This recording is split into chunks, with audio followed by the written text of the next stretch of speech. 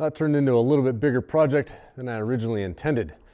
My original intention was just to clean up the area right out in front of these doors so that I have a nice landing area. I can back my truck up, back my trailer into the shop, a little place that mainly a concrete truck can pull up and back up so we can get some concrete poured in here.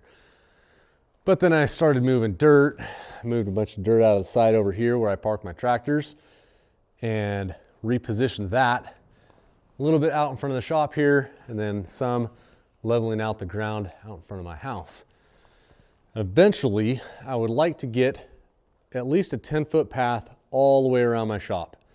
So I started digging out part of that ground behind the shop so that my goal is to be able to drive a tractor all the way around the shop that's at the same level as the bottom of the shop. It's going to do a couple things. It's going to make it easier to work on the shop if something happens and I got to replace one of the boards because it's rotten, or just to keep the snow away from the shop. You know, if I have a slope right outside the wall of the shop, the snow comes off the roof, or we get a bad snow one winter, it's going to pack up against the shop, and I don't want that.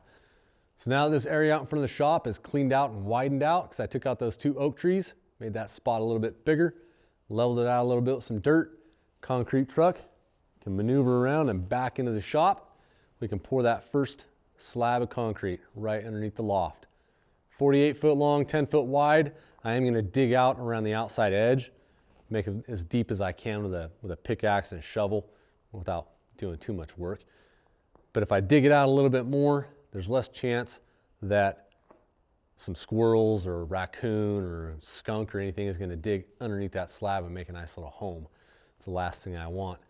So figuring out about 7 yards of concrete for that first pour. In the same time that I'm moving all this stuff out from underneath the loft, moving it over here and scheduling concrete, I'm going to be working on the greenhouse that's going on the other side of the back behind the house on that side.